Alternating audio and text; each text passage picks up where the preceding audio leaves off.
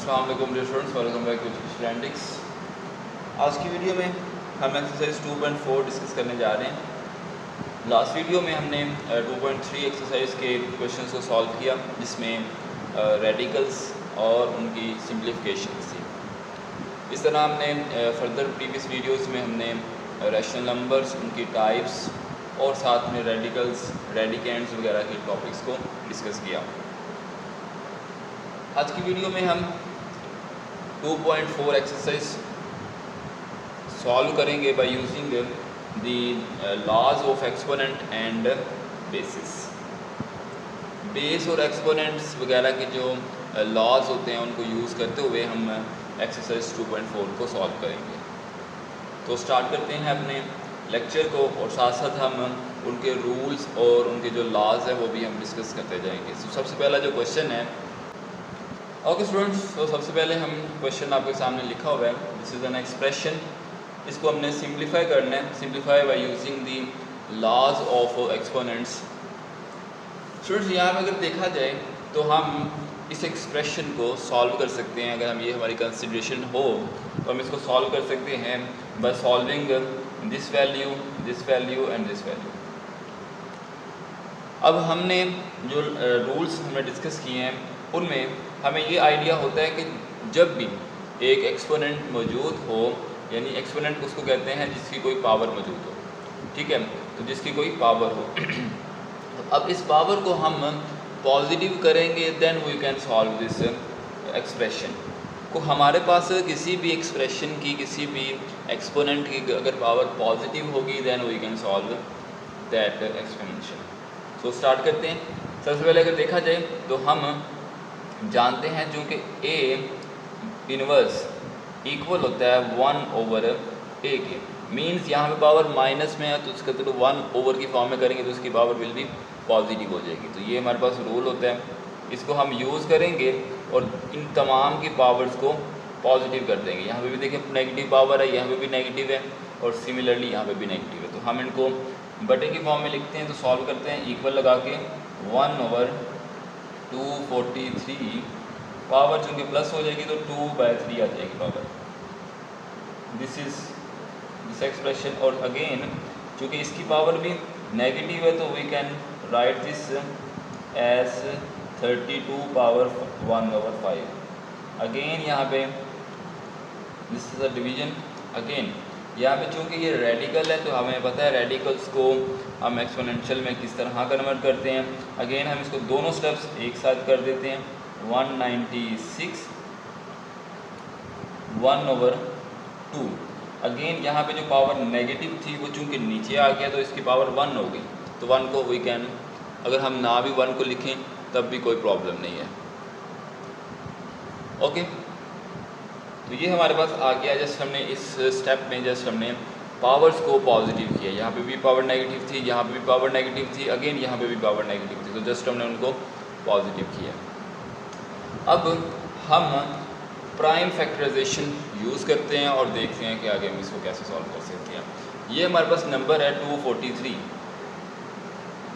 हम इसकी prime factorisation कर सकते हैं।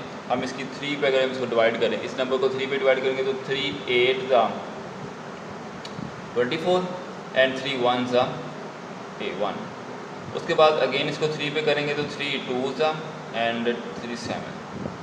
अगेन इसको 3 पे करेंगे तो 3 9 27 एंड अगेन करेंगे 3 3 9 एंड अगेन 3 1 3।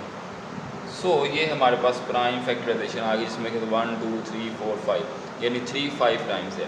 तो हम कह सकते हैं यहाँ पे 1/3 की power 5 and again this is power 2/3। Similarly हम इस एक्सप्रेशन के लिए भी प्राइम फैक्टराइजेशन को सॉल्व करते हैं। तो 32 प्राइम फैक्टराइजेशन इसकी करें तो प्राइम नंबर 2 होता है, तो 2 पे इसको कर लें, दिस विल बी 16। अगेन ये this is 8 4 and this is your prime factorization. Again इसको काउंट कर लें 1 2 3 4 5, तो this is also 5। 1/2 and again 1/5. This is the अब न्यूमरेटर की बात करें तो न्यूमरेटर में भी अगेन एक बड़ा नंबर है, इसकी भी प्राइम फैक्टराइजेशन हम कर सकते हैं। तो 196 प्राइम फैक्टराइजेशन छोटे नंबर पे करें, 2 पे करें तो 2 पे करेंगे तो 2 9 18 आ जाएगा। 2 9 18 एंड 1 कैरी बचेगा और 2 8 16। अगेन इसको 2 पे करें तो 2 4 8 1 कैरी तो 1 इसके साथ मिल जाएगा तो 2 9 18। अगेन इसको 7 पे करेंगे, 7 1 7 7 49 अगेन 7 1 7। सो ये हमारे पास प्राइम फैक्टराइजेशन आ गई। लेकिन यहाँ पे देखें तो ये एक जैसे 2 है और ये एक जैसे 2 हैं, तो इसका मतलब है कि हम इसको लिख सकते हैं 1/2 स्क्वायर 7 स्क्वायर और इसकी होल पावर 1/2। ये तो हमारे पास हो गया, हमने प्राइम फैक्टराइजेशन करके सिंप्लीफाई कर लिया। ठीक है, हमारे पास 2 स्टेप्स हमने कर लिए हैं। मेरा तरीका थोड़ा सा स्लो होगा लेकिन I want to explain each step in detail. सबसे पहला स्टेप हमारा ये होगा कि हमने अगर पावर नेगेटिव में गिवन है तो हमने उसको पावर्स को पॉजिटिव करना है। देन जब पावर पॉजिटिव हो जाएगी देन हमने प्राइम फैक्टराइजेशन करके उनको सिंप्लीफाई करना, जिस तरह मैंने ये कर दिया। अब नेक्स्ट स्टेप हम देखते हैं, नेक्स्ट स्टेप में हमने क्या करना है। ओके स्टूडेंट्स, तो नेक्स्ट स्टेप में हम क्या करेंगे, हम इनकी पावर्स को, चूँकि हमें रूल पता है, हमने प्रीवियस रूल्स देखे हुए हैं कि पावर के ऊपर जब पावर होगी तो वो पावर आपस में मल्टीप्लाई हो जाएगी। तो हम यहाँ पे कह सकते हैं कि 1/3 मल्टीप्लाई बाय, अब ये पावर जब मल्टीप्लाई होगी तो 5 मल्टीप्लाई बाय 2/3। इसको हम डायरेक्ट लिख सकते हैं कि 5 मल्टीप्लाई बाय 2/3, तो it means this is 10/3। Again जब हम यहाँ पे देखेंगे तो यहाँ पे भी जब 5 मल्टीप्लाई बाय 1 तो 5/5, तो this will B 1/2 5/5 and again इसको हम काट सकते हैं, 5 1 5 5 1 5, तो ये पावर आपस में कैंसिल होगी, तो ये आंसर आ गया ऐसे। ठीक है, मेरे क्वेश्चंस को आप थोड़ा डीपली अंडरस्टैंड कीजिएगा।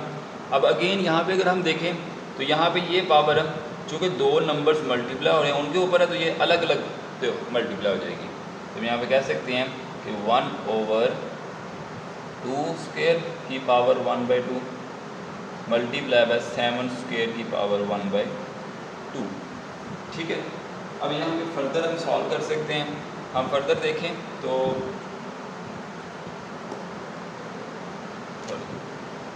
इसको हम ऊपर वाले को अगर सॉल्व करें, 1 को 1 से मल्टीप्लाई करें तो 1, नीचे वाले को नीचे वाले से मल्टीप्लाई करें 2 मल्टीप्लाई बाय 3 10 पावर, अगेन नीचे हम इस पे आ जाएं तो ये बन जाएगा 1/, अब ये पावर आपस में कैंसिल, ये पावर आपस में कैंसिल, तो आंसर आ गया 2 मल्टीप्लाई बाय 7।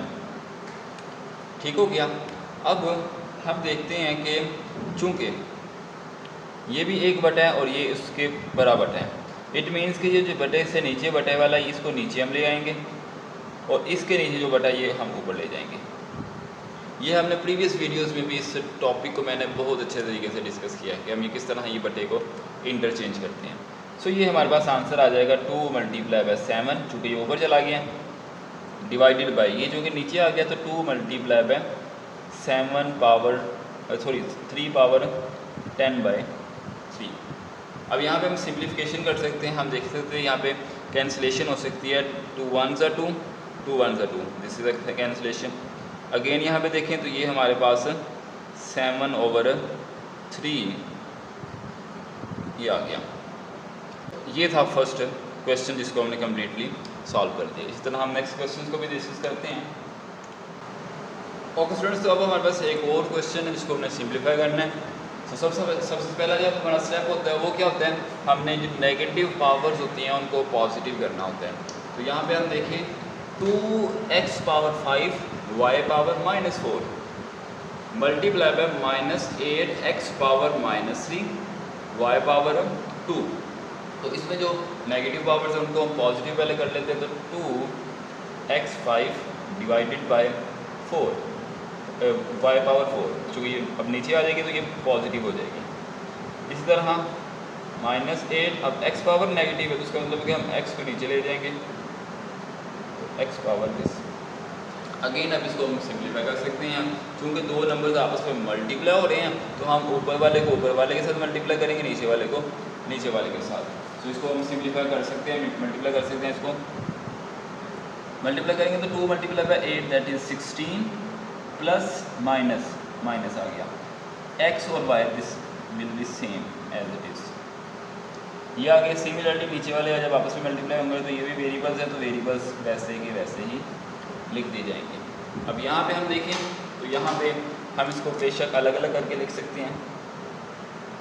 चूँकि x 5 टाइम्स है तो x को हम 5 टाइम्स लिख सकते हैं, y 2 टाइम्स है तो y को 2 टाइम्स लिख सकते हैं। सिमिलरली x 3 टाइम नीचे है, y 4 टाइम नीचे है। अब यहाँ पे हम सिंप्लीफाई करने के लिए कैंसिलेशन कर सकते हैं। देखिए यहाँ पे जो 3x है यहाँ से 3x के पास कट के, यहाँ से 2x है, यहाँ 2y है, यहाँ से 2y से कट के। अब जो रिमेनिंग बाकी चीज़ें बच गई हैं उनको हम लिख लेते हैं। वो हमारे पास क्या बच गई हैं, -16, यहाँ से 3x चले गए, x 2x बच गई, इसका मतलब x स्क्वायर, y सारे ऊपर से चले गए हैं। यहाँ से देखें तो ये भी कट गया, सिर्फ ये चीज़ें रह गई हैं, तो इसका मतलब y स्क्वायर बच गया। So this is your answer. ये फर्दर सिंप्लीफाई नहीं हो सकता। This is your final answer. Okay friends, तो अब हमारे पास एक और क्वेश्चन है जिसको हमने सिंप्लीफाई करना है। सबसे पहले हम देखें तो पावर्स को हमने पॉजिटिव करना होता है। पहले स्टेप में पावर्स को हमने पॉजिटिव करना है, देन हम आगे कोई स्टेप को लेते हैं। तो सबसे पहले तो हम इसकी पावर्स को अगर पॉजिटिव करना चाहें तो देखिए जिसकी पावर ये भी नेगेटिव है, ये भी नेगेटिव है, ये भी और ये भी। इनको पॉजिटिव करने के लिए सबसे पहले तो हम ऊपर वाली पावर को पॉजिटिव करें। तो इसको पॉजिटिव करने का क्या रूल होता है, यानी कि हम देखें a की पावर माइनस है तो हम इसको 1/a करके लिख देते हैं, ठीक है। लेकिन अगर हमारे पास पावर इस तरह हो a/b की पावर नेगेटिव हो, ठीक है, मेरी बात को समझिएगा, ये इसी पे रूल करेगा। देखें जी a/b, ये भी a/b की फॉर्म में लिखा हुआ है। अगर इसको हमने करना हो तो हम कहते हैं कि 1/a/b कर दें, ठीक है। ये जब कर दिया, अगर हम इसको फर्दर सॉल्व करें और देखें कि ये माइनस पावर जो है ये दोनों के ऊपर लगी हुई है तो दोनों के ऊपर अलग अलग लगा दें, ठीक है। और अभी मैंने पिछले लेक्चर में पिछली वीडियो में बताया कि मैंने कि अगर बटे के नीचे फिर बटा हो तो वो जो नीचे वाला डिनोमिनेटर होता है उसको हम ऊपर न्यूमिनेटर में ले जाते हैं। तो ये वही काम कर दिया हमने, b इन्वर्स कर दिया और a इन्वर्स नीचे आ गया।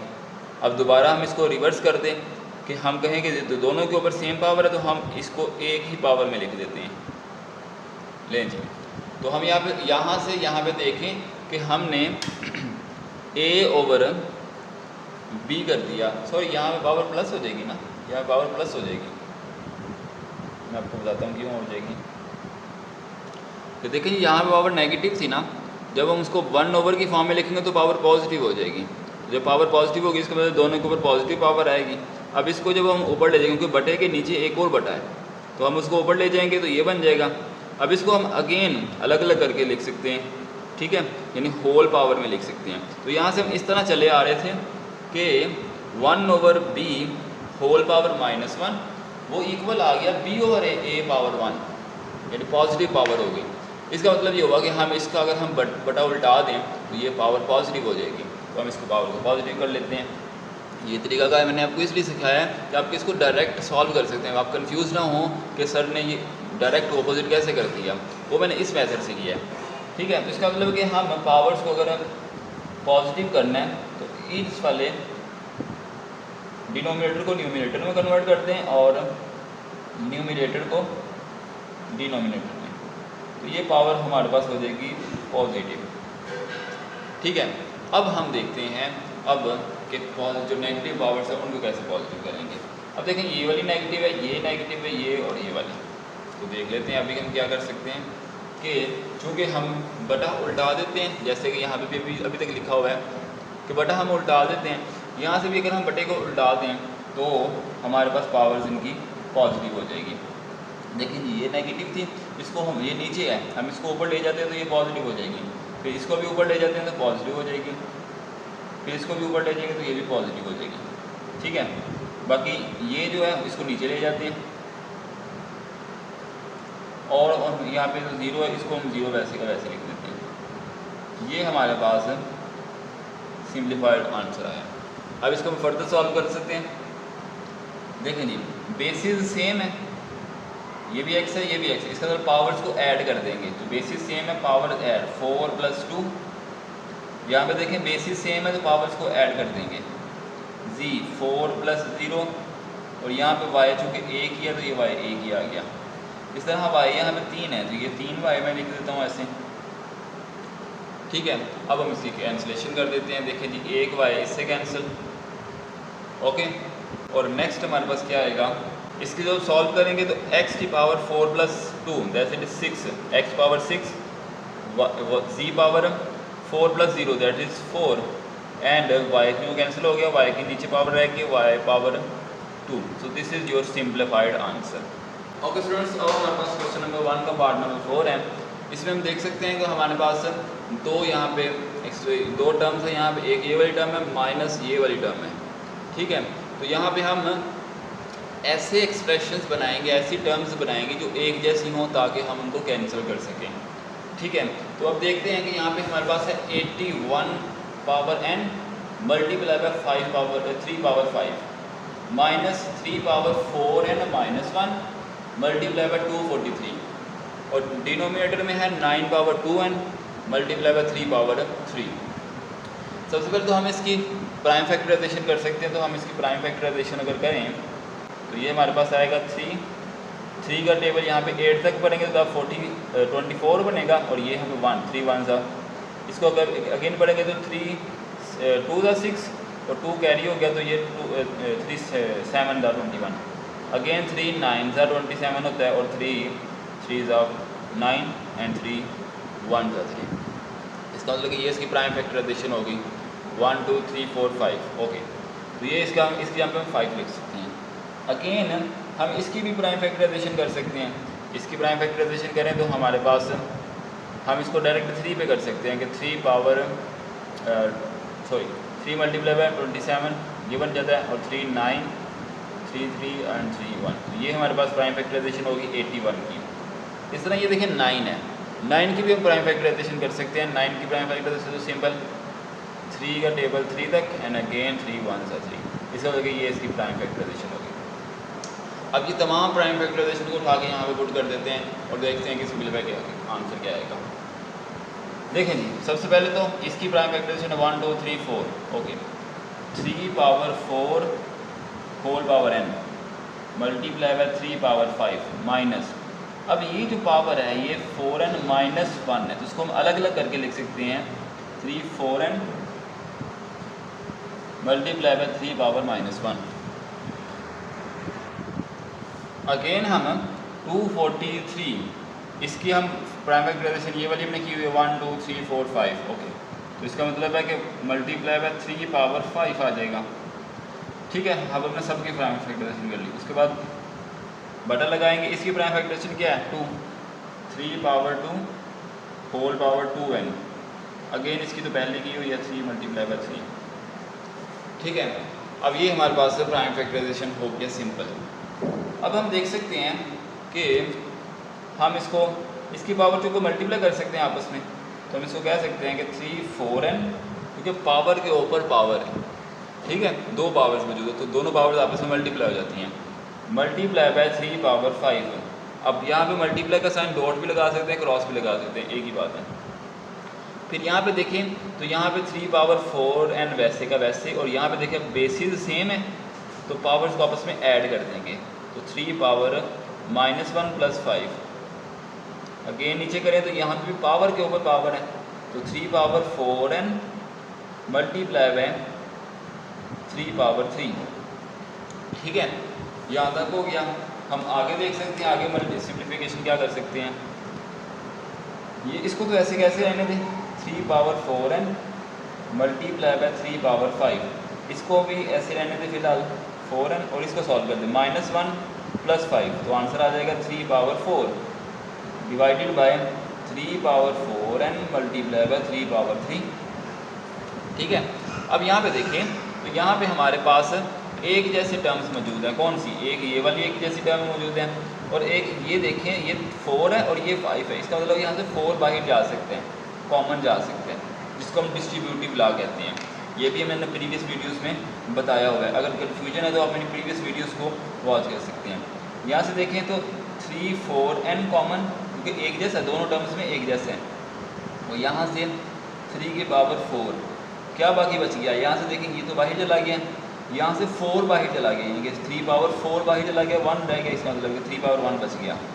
माइनस यहाँ से ये भी बाहर चला गया क्योंकि कॉमन ले लिया है ना, ये बाहर चला गया और ये भी बाहर चला गया, इनके सब कुछ बाहर चला गया, इसका मतलब 1 रह गया बाकी। Divided by 3 power 4 and multiply by 3 power 3। ठीक है। नेक्स्ट अगर हम देखें तो यहाँ पे कैंसिलेशन हो जाती है, ऊपर और नीचे देखें कैंसिलेशन, 3 पावर 4 एन और 3 पावर 4 एन आपस में कैंसिल आउट हो जाते हैं। 3 पावर 3 पावर 4 से यानी कि एक कैंसिल हो जाएगा। ठीक है, तो बाकी क्या बच गया, यहाँ से देखें तो ये चीज़ तो कैंसिल हो गई है, इसमें से एक बच गया है तो एक हम लिख देते हैं, बाकी ये वाला ऐसे 3 माइनस 1 क्या होता है 2, तो ये 2 आ गया। नीचे से हम देखें सब कुछ कैंसिल हो गया तो 1 को बेशक ना भी लिखें, तो 3 मल्टीप्लाई बाय 2 क्या होता है 6। So this is your answer. देखिए इतना अजीब सा एक्सप्रेशन था और उसका आंसर 6 आ गया। ये थी simplification of expression by using the laws of exponents. आज के लेक्चर में यही, बहुत सारा ख्याल रखिएगा, दुआ में याद रखिएगा। अल्लाह हाफिज़।